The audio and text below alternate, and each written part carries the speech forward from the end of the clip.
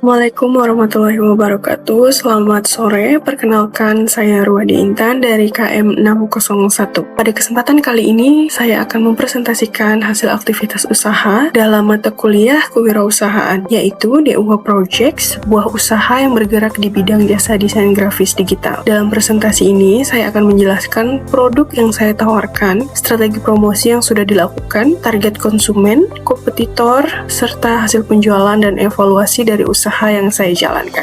Pertama, saya akan menjelaskan mengenai produk yang saya tawarkan. DUH Project merupakan jasa desain grafis yang membantu pelanggan memenuhi berbagai kebutuhan desain secara online. Beberapa layanan yang saya tawarkan antara lain poster dan flyer, brosur dan banner, desain menu, undangan digital, desain PowerPoint, serta infografis. Untuk harganya, layanan DUH Project mulai dari Rp50.000. Kemudian, dapat menyesuaikan dengan tingkat kesulitan dan kebutuhan desain dari pelanggan. Konsep yang saya ingin bangun melalui DUH Project adalah desain yang rapi, estetik, praktis, dan tetap disesuaikan dengan kebutuhan pelanggan. Tidak hanya mendapatkan desain yang sudah jadi, tetapi dapat menyampaikan kebutuhan atau konsep yang mereka inginkan.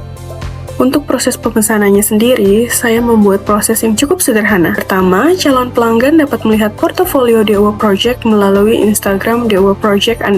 Setelah tertarik, pelanggan dapat melakukan konsultasi melalui WhatsApp untuk menyampaikan kebutuhan desain, konsep, maupun detail yang diinginkan. Selanjutnya, desain akan dikerjakan berdasarkan arahan atau brief yang diberikan. Setelah desain selesai, hasil akhirnya akan dikirimkan kepada pelanggan secara online. Jadi, salah satu keunggulan yang saya tawarkan adalah prosesnya mudah, fleksibel, dan tidak membutuhkan pertemuan secara langsung. Selanjutnya adalah strategi promosi. Pada tahap awal, saya menggunakan promosi secara organik. Jadi, sebelum saya menggunakan iklan berbayar atau paid advertising, media utama yang saya gunakan adalah Instagram untuk memperkenalkan DUH Project sekaligus menampilkan portofolio. Kemudian, saya menggunakan Linktree untuk menghubungkan calon pelanggan dengan informasi layanan dan kontak yang tersedia. Sedangkan WhatsApp, saya gunakan sebagai media yang menggunakan konsultasi dan komunikasi dengan calon pelanggan. Namun, dari strategi yang sudah dilakukan, saya belum mendapat transaksi secara langsung. Menurut evaluasi saya, salah satu penyebabnya adalah jangkauan promosi yang masih terbatas. Selain itu, saya juga masih mencoba menentukan target pasar yang paling sesuai dengan jasa yang ditawarkan. Jadi, pada tahap ini, saya melihat promosi yang dilakukan masih lebih banyak sebagai tahap pengenalan dan pengujian awal. Selanjutnya, profil konsumen. Saya menargetkan orang-orang yang membutuhkan desain, tetapi tidak memiliki cukup waktu atau kemampuan untuk membuat desain tersebut sendiri. Ada beberapa kelompok yang saya pertimbangkan. Yang pertama adalah mahasiswa untuk kebutuhan PowerPoint, poster, infografis, atau akademik. Kedua, ada UMKM yang membutuhkan desain seperti menu, banner, poster, katalog, maupun materi promosi. Ketiga adalah organisasi atau komunitas, terutama untuk kebutuhan publikasi kegiatan. Yang terakhir adalah pelaku bisnis online yang membutuhkan konten visual untuk mendukung promosi atau jasa mereka. Tetapi, saya juga menyadari bahwa target tersebut masih merupakan target pasar potensial. Bukti target yang sudah terbukti, karena sampai saat ini belum ada cukup transaksi untuk mengetahui kelompok mana yang sebenarnya paling responsif terhadap jasa DUH Project.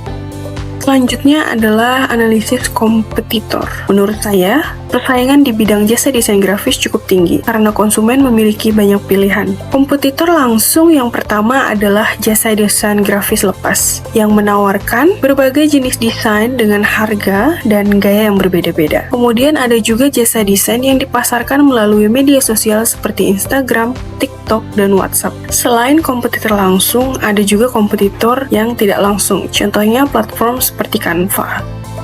Canva dapat menjadi alternatif bagi konsumen yang membuat desain sendiri menggunakan template yang sudah tersedia. Untuk menghadapi persaingan tersebut, DUH Project mencoba menawarkan beberapa keunggulan, yaitu mulai dari harga Rp50.000, proses pemesanan secara online, desain yang dapat disesuaikan, serta konsultasi langsung dengan pelanggan. Tetapi, tantangannya adalah DUH Project masih merupakan merek yang baru, sehingga kesadaran terhadap merek dan kepercayaan pelanggan masih dibangun.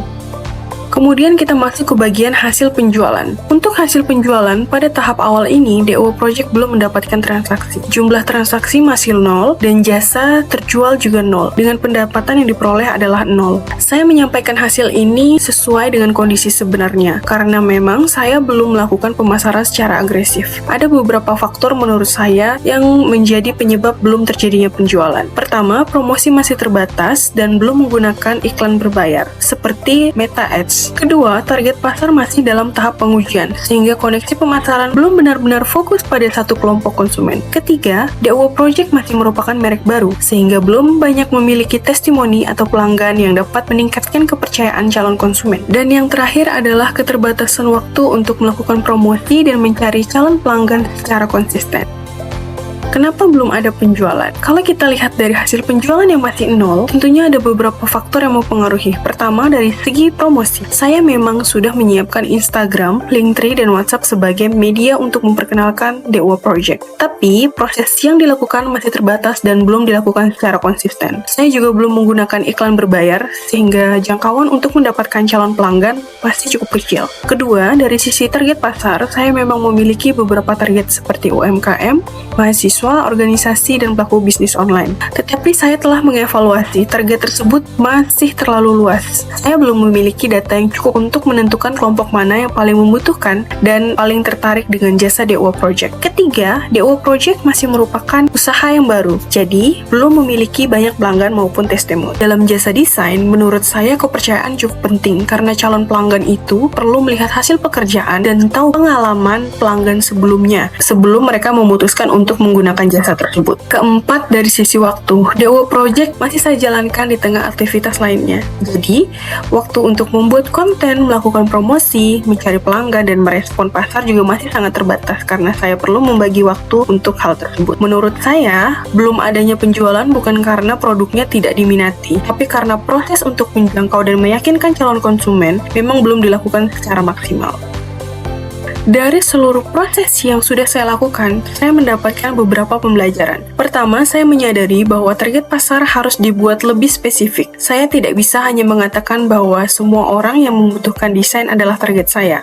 Kedua, promosi harus dilakukan secara konsisten. Punya akun Instagram aja belum cukup kalau kita tidak konsisten dan aktif komunikasi. Ketiga, saya perlu memperkuat portofolio dan testimoni, karena dalam jasa desain, calon pelanggan perlu melihat kualitas pekerja sebelum mereka percaya untuk menggunakan jasa tersebut. Dan terakhir, saya ingin menguji respon pasar terlebih dahulu sebelum mengeluarkan biaya untuk iklan berbayar. Jadi, langkah yang saya lakukan adalah menentukan target yang lebih spesifik, melakukan promosi, melihat respon konsumen, kemudian mengevaluasi hasilnya.